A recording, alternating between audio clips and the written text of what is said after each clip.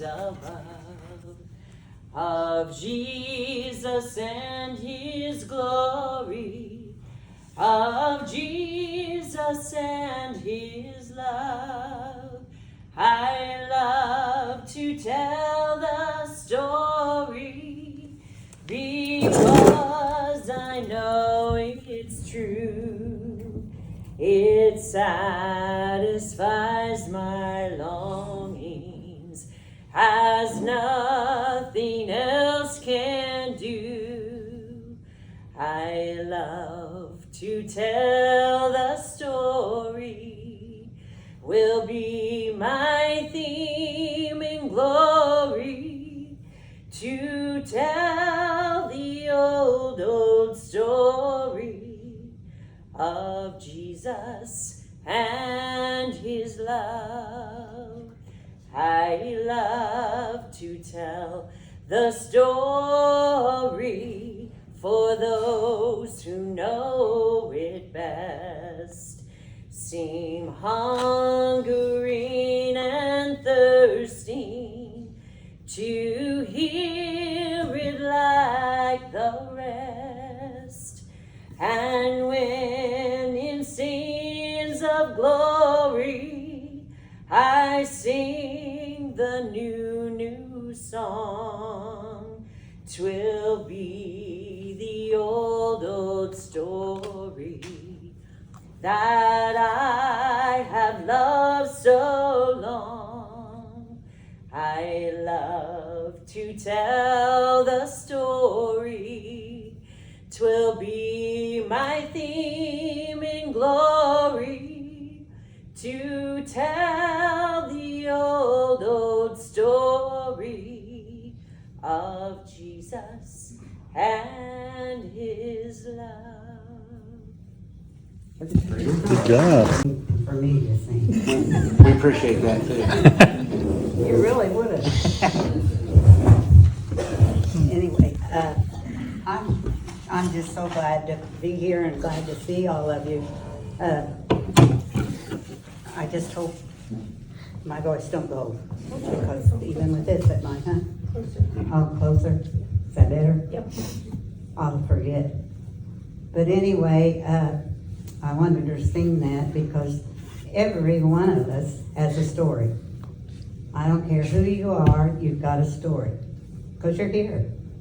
You're a miracle. So you can't say, I can't tell my story. So I am telling you my story. Daryl asked me yesterday, he said, what are you going to talk about? And I said, me. He said, you? And I said, it's the best subject I know. So anyway, so I'm going to start with how happy you all should be, and so glad that you had grandparents that loved you. And I had grandparents that loved me, but you know what I didn't know? I know one grandma loved the Lord because I seen her reading the Bible, but I didn't the others. So, and I think that's an important thing. And I think it's important that we as grandparents, and some of you are there and some of you are going to get there, that we tell our story to our kids. So anyway, when I was a little girl, We got some people coming in here, oh, but they step in the door, everybody's going to go, sin, sin, sin.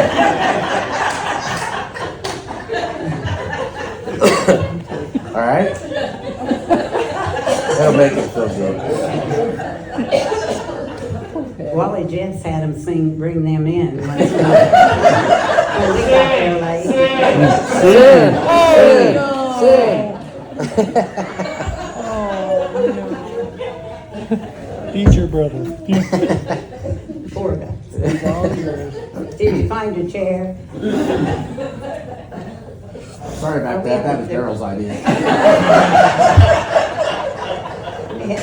Are they in some chair? Okay, when I was a little girl, I had never heard of Jesus, only in the wrong way. when somebody was mad or said something. But when I was in the 6th grade, that changed because we moved a lot. And I won't go into that. Lou Ann was telling some of it on night. Butch and I are moving so much. But when I was a kid, we moved a lot. More people rented back then. And we moved next door to these wonderful, wonderful people. Their name was Storms. And they came down to our house and invited us to go to church. Well, none of my family wanted to go to church, but I did. And so they asked if they could take me to church. And so every Sunday, every Wednesday, they took me to church. They even let me go to choir practice. And I couldn't sing, but they let me go anyway. And I wanted to go every time they opened the door. Anyway, it was at Bethel, where we're at now. And I went to BYF, went to Sunday school, went to Bible school, every time the doors were open. Went to church camp. But at Sunday school, one of my teachers' name was Dorothy Nichols. I can remember something about most people, but hers was the song "Only Believe." So I've known that song for a long time now. Only Believe. About her was a Halloween party and they had grapes peeled in a bowl, and you had to be blindfolded and pick up eyeballs. So. But I went to church camp there, and Louis Gray was the pastor at that time, and he is a wonderful old man. And he was at our house, it seemed like, every other Sunday.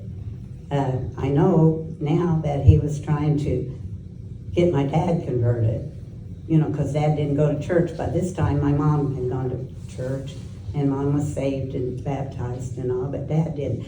And I don't know what's happening with my shoulder. That's the Spirit of the Lord moving through you. Yes, it's doing something. Anyway, Pastor Gray was the old-time preachers. I mean, he pounded the pulpit and yelled and spit and all of that stuff. But he was the preacher the night that I was saved at church camp. And I could take you down to McCormick's Creek and show you about the area I was sitting in. They redone the areas, so I can't show you the exact seat, but I know where I was sitting. And I would say that Brother Grace scared the heck out of me. So, but I'm very thankful for that. And if we went to anything that you were supposed to give a testimony, and I didn't talk, he hollered at me.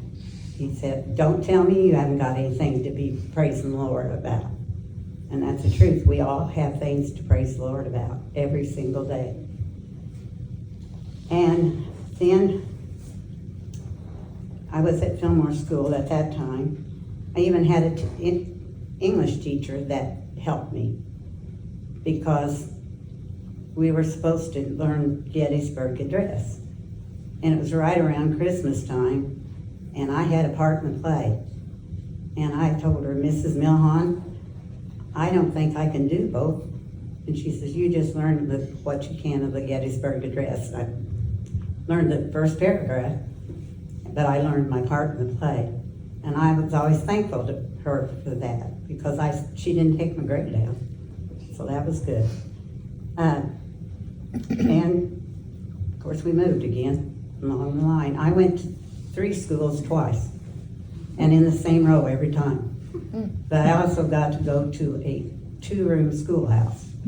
So that's an experience right there. And I'm thankful for it. I mean, even though we had to go outside to the John, and I had to take our own cup to go get a cup of water out of the pump, but it was a great experience. Those are good old days. Mm-hmm. They were old anyway. But anyway, then I'm into my teen years, and I went to high school, and I went to high school to study boys. Sin. Well, That's really what I was interested in at that time. But, well, I get nervous. That's my calisthenics for the day. There you go. Well, anyway, at the end of my sophomore year in high school was when I started going with Butch. And so I was about 15. And didn't want to go with him. I did, and he had a green pickup truck. And I didn't want to ride in a green pickup truck, or any pickup truck.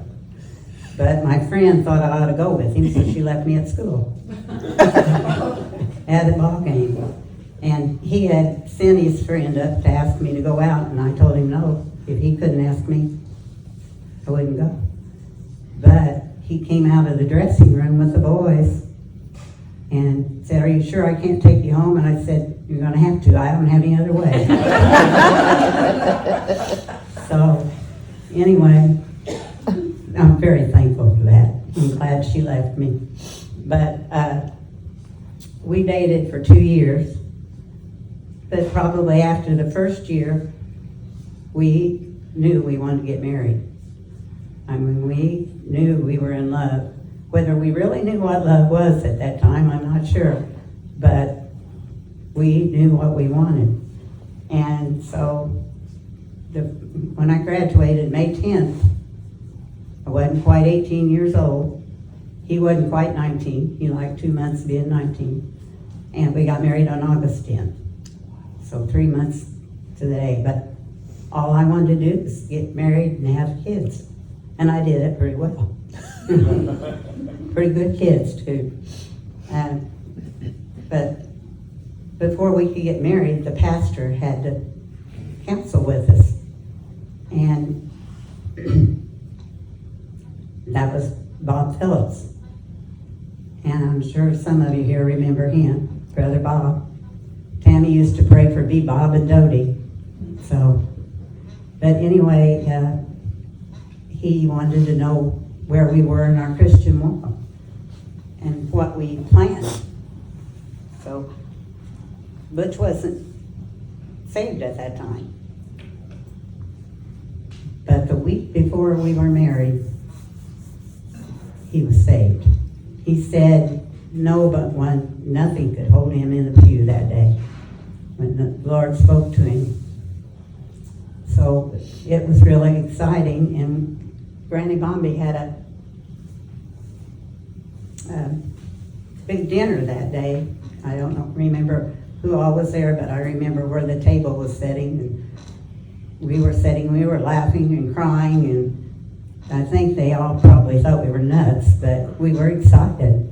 And anyway, we told them what had happened, and I don't know exactly when, people accepted the Lord after that, but I do know there was a domino effect in both sides of our family. So that was wonderful. I do remember that Janet and Granny Bombei were baptized the same day at Amo Church. So, and one of the big thing I remember about Granny Bombei, and I couldn't remember the first line of it, but she had a plaque on her wall that said, "Only one day, only one life, 'twill soon be past. Only what's done for Christ will last."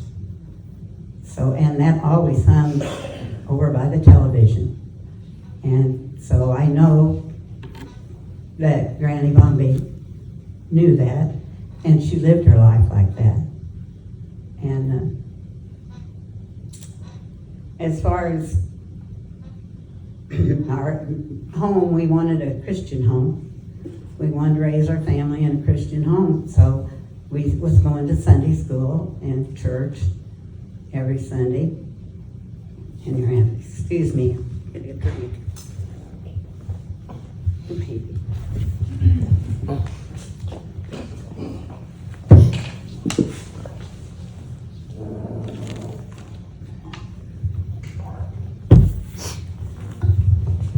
And anyway, we had many mentors in our Christian walk, many that helped us. Kenny and Ines Ray were some that helped us a lot. We shared a lot. They invited us down for coffee after church on Sunday night. Well, you couldn't go down for coffee on Sunday night if you didn't go to church. So we went to church on Sunday night so we could go visit, so anyway. But we found out long time later, we were on Kenny's deacon's list. That was his job, to invite us. But we became very close friends, just like a second family. Oh, I'm sorry. Dot George was another one that sticks out in my mind because, and she's 92 years old now, not very good shape. But we were at Butch's mom's house at a women's meeting, and they asked me to pray, and I said, I can't pray out loud. And Dot took hold of my hand. I tell you where I was sitting, and she said, "Patty, who are you going to be talking to? You going to be talking to us? You going to be talking to God?" And I've never forgot that, because that's really important that we think about, who we're talking to, not what we're saying necessarily. God knows what we're saying before we say it. He knows our thoughts. He knows everything we're thinking, even the bad stuff we think. So, he just likes to hear from us. And another one was Ruth Nye, was a Sunday school teacher. And what I especially remember about her is she was talking about prayer along about the same time. And she said, when you pray, hold your hands out like this. And when you finish, turn them over so you can't take them back. So in other words, you give them to God, you leave them there. And then they asked me to be a Girls Guild counselor. That was one of the greatest things, is to have a group of girls that shared the same love of Jesus. And we had first time I took the group of girls down there, gosh, it was clear back when Thornberry girls were young. Becky was young back then. I have to tease her. But Gertie Burton was our state guild counselor. And this was her last year that she was serving as a state guild counselor. And she kept saying that they're going to have a new guild counselor. Pray about it, it might be you. And she was telling every one of us I know, same thing. Pray about it, it might be you. And I knew it was going to be me. And when they called me to ask me about it, I said, I've been waiting on this call. But I knew in my heart it was going to be me. And that was a great experience for me, probably more so than the girls. But we traveled around all over Indiana starting groups of girls' guild meetings. And it's really sad because we had to have 2 conferences that grew so big. And now, if they had 30 girls come, that's about all. There's so many things available to kids now, and we lose that. And I can't speak for guys because I don't know what they do. Boy Scouts, that's about all I knew about. But I know Butch was very supportive of me in traveling with the girls, because it was overnight things. We had lock-ins and things, but he was he's always very supportive of me and everything. So anyway, that helped me a lot. Then we were at Big Walnut Church, and the Sunday school teacher there, his name was Clyde Hunter. he took the time to go through the whole Old Testament and make out questions for us to fill out before the next Sunday. And I loved it, and I think two of us is all that did it. But we gained a lot because of studying there. And I know Lisa said that's the first time she remembered seeing me on the couch with my Bible and reading. And I'd read my Bible once in a while, but I wasn't reading it like I was after I had that Sunday school teacher. And I had to. I couldn't get those answers out of the blue. But every answer that we need is in that book. And I had two very special ladies that I had prayer partners with. Patty Duke and Bonnie McKay was their names. And every Wednesday we'd meet at my house. Well, they at two separate times. Now, I didn't have them both the same time. I just had one at a time.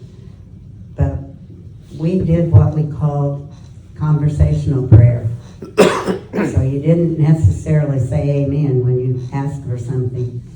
You may stop and the other person say something and back and forth. She got kind of tickled when I said, God, I'm going to have to wait a minute because I got to go to the bathroom. I figured he knew how to do anyway. So anyway, at that time, I had to go around and speak at different churches. They had Women's Day, and even had to go on Sunday when the men were there. That made me kind of nervous, but when I was going, and most of you know about that, the first time I said, Lord, I don't know what I'm supposed to do. I don't know what I'm supposed to say. And I don't want to tell him that anymore, because he gave me quite a testimony, and that was when I was taking a missionary and another lady to speak, and it was in southern Indiana. And we didn't get out of Greencastle till I got run over by a pontoon boat. So it was a miracle, a big miracle, because we had a gold car with a final top. And when I was just there at the south end of town, there was a big line of traffic going south, and you just had to stop and wait. And then I seen a red pickup truck, think he had to pass and go around the cars. That it was kind of on a hill. Well, when he did that, truck and trailer pulling a pontoon boat on the trailer had to swerve off in a big parking lot, and when it did, it was bouncing. I knew it was going to hit us, but I knew it was going to be okay. And it hit us. The trailer come off of the truck, and pontoon came off the trailer. Well, the trailer went through the back seat of my car, and the missionary was back there. And she had just said the sun was in her eyes, and we asked her to turn, sit on the other side, and she had. And thank goodness, because that trailer tongue was buried in the back end of the car. And didn't do anything except getting her makeup bag and broke an eyebrow pencil. And that was it. Amazing. And she was from Africa. Long ways to come to be in a wreck. But she, her name was Edie McCarthy, and I would never forget her. But then the boat came off of the trailer, and it hit. You could see where the points hit in the front end of the car, but then it lifted up and skinned off that vinyl on the top. But it didn't it broke out some windows, windshield and that kind of stuff, but we didn't have a scratch. And the policeman, when he came, he said, there is no way this could happen that way, because the Lord's hands just lifted that thing up and set it on the side, on the back.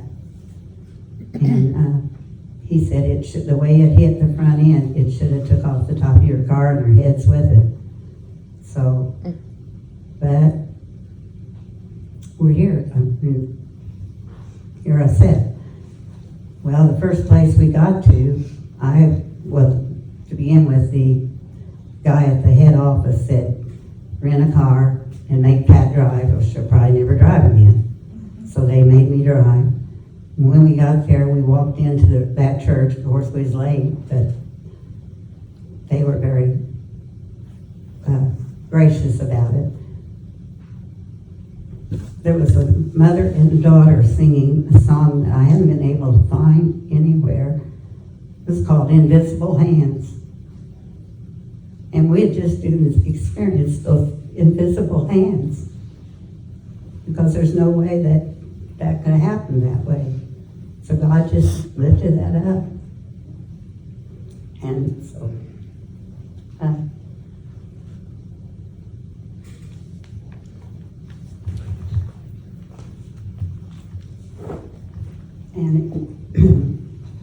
course, God blessed us in so many ways. He blessed us with a wonderful family. I have 4 wonderful kids, and they have wonderful mates. They're all just like my kids. My grandkids, 5 beautiful granddaughters, 1 handsome, I think, grandson. I can see him today.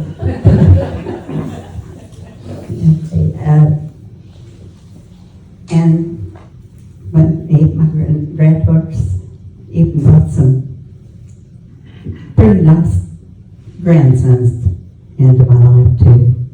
So God's blessed us so well. And then we got the 3 great grandkids. And so much fun. So much fun. The more they come, the better they get, I think. Every layer of the family. But then, 1994 was a year of testing.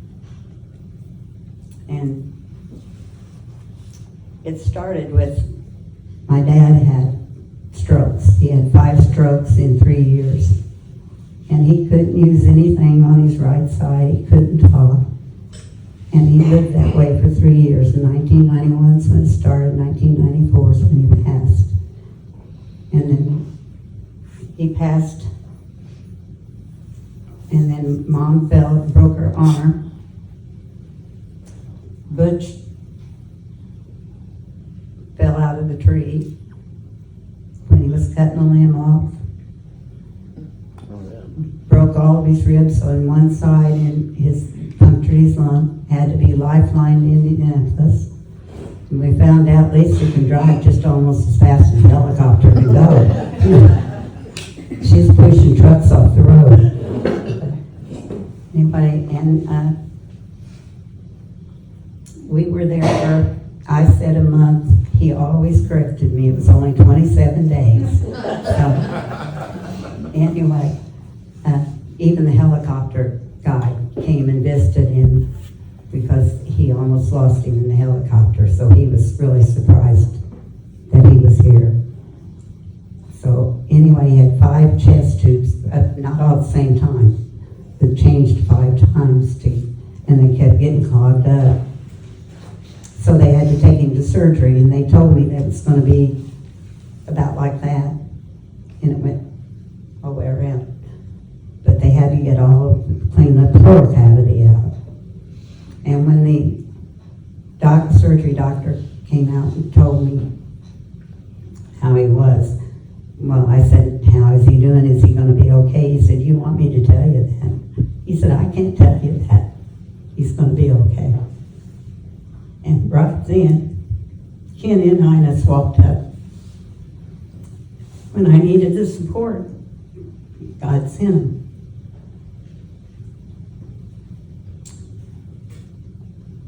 Well, while he was in the hospital, my sister was attacked at the Hendricks County Hospital. And her nose, got her nose broke, her teeth knocked out, and 2 black eyes. And then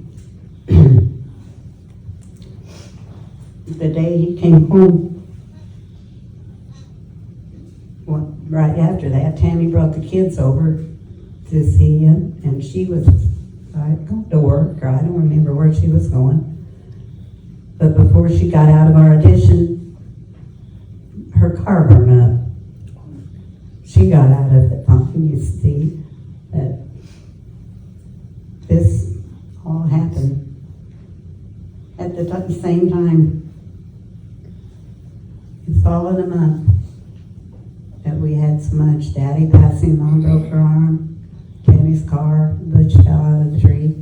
But you know, God gave me the strength to get through it. He's come through. It's awesome to feel His presence when you need Him. It's really important. Sometimes I couldn't even pray. I didn't even know how to pray. That's what I prayed for. You know, but God knew, and He was praying anyway. I just think it's wonderful that He intercedes when we can't. But anyway, and then we were back to Bethel, as I said a little while ago. I started there. That was when I went as a kid. And then, so I said, it's back to Bethel. And we went in there.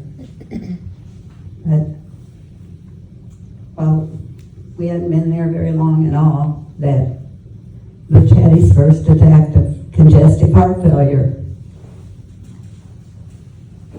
And the deacons came over, and the preacher, and anointed him with oil and prayed over him. And that happened in March, and he was back to work in October. And when we went for his checkup with Dr. Bates, the cardiologist, he said, how are you? Which said, I'm fine. He said, well, if you're so fine, jump up on that table. And he did. And Dr. Bates said, there's no way you don't get over congestive heart failure like that. But he did. So, and another time, Jana's house burnt. Jana was somewhere at work, I think, and Doug and Allie were there, but they got out. So another miracle in our lives. He's been so good. And I had some other jobs that I didn't think I could do. I had was project chairman for the women's group, and we had to raise money for a washer for a hospital in Thailand. And so I had the bright idea, it had to come from God, for everybody to put a quarter every time they washed a load of clothes, to put a quarter in a basket or something on the washer and just see how much we could raise. And they were really good about that. In fact, one of the husbands made me a wooden bank washer to take around when I was talking to different churches. And we raised enough money to buy a washer and a dryer, commercial size, for that hospital. mission coordinator for Indiana. So I had opportunity to travel with some more missionaries, and one of them was the doctor, Phil. I can't remember his last name, but that we had raised the money for, so that was pretty exciting. And then at church at Bethel, I remember Tom Cash coming up to me and asking me if I would consider being a deacon. And that was back when they first started having deacons women deacons in the church. And I said, I don't think so. And he said, well, you pray about it. And I said, I'll pray about it. And I prayed about it. I didn't get an answer to affirmative at all. So I did tell him no. And the next week, I was asked to be the women's president for Indiana. And I kept saying, I am not qualified. And everywhere I said that, they said, God doesn't call the qualified, He qualifies the called. And so anyway, I accepted that job and did that for 3 years. And thank goodness God helped me with that, because I couldn't have done it without Him. And then one night the pastor called me at Bethel and asked if I would speak the following Sunday. And I said no. And Butch is back there saying, you can do it, you can do it, you can't say no. I said no anyway. And then I got off the phone and Butch said, I can't believe you told God no. I called the pastor back, told him I would do it. I got there and I got up front and there were 4 people that could have done it besides me. 3 pastors and a lay person. And I thought, why on earth did I do it? But I guess God said to. That's all I know, but I did. And I tell you all that, just share with you what God's been doing in my life and Butch's life. What I've had was last June 2nd when I lost him. I didn't lose him, I know where he's at. It's been a hard year, but God's helped me through it all. Boy, I miss him.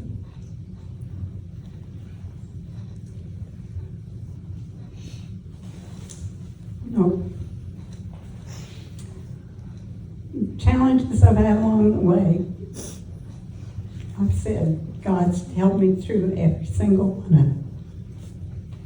them. And I'm so thankful for that. But I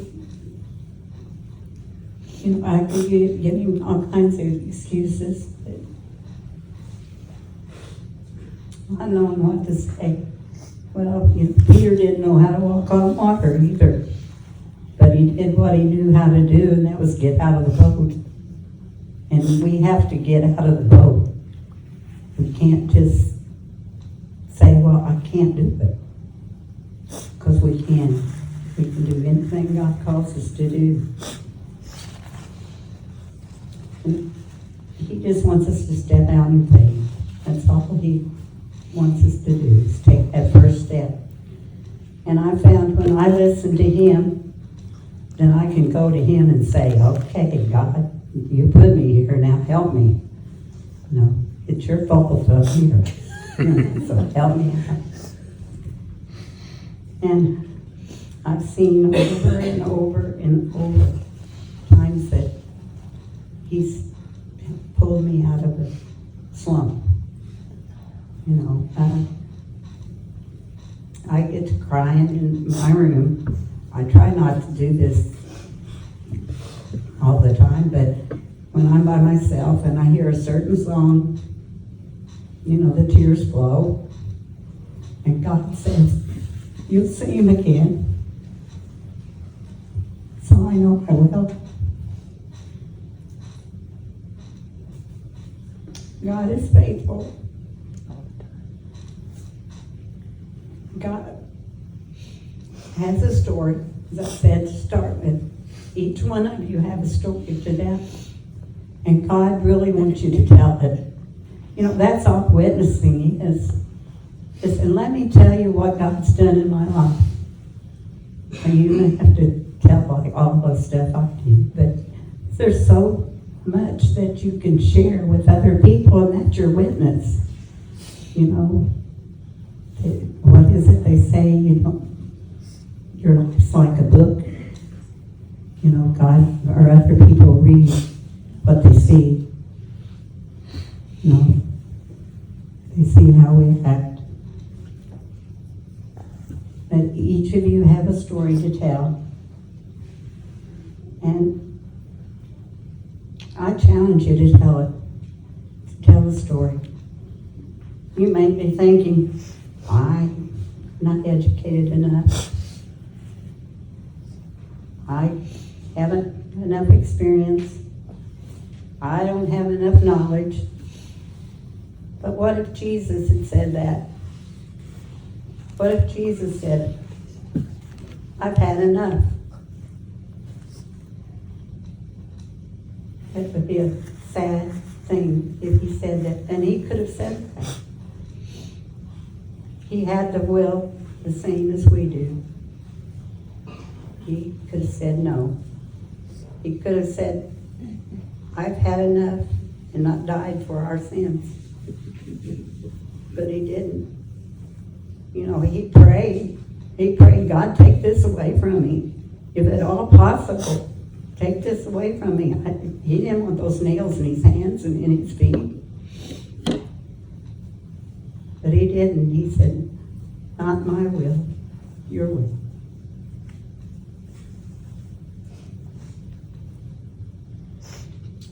And all he asked of us, all he asks of us at all, is to tell our story. There's so many people, look what our world is today. There's so many people that need the Lord. And who's going to tell them? We've got to tell them. We can't say, I don't have enough of anything, because God is enough. Thank you. I think I took up all my time.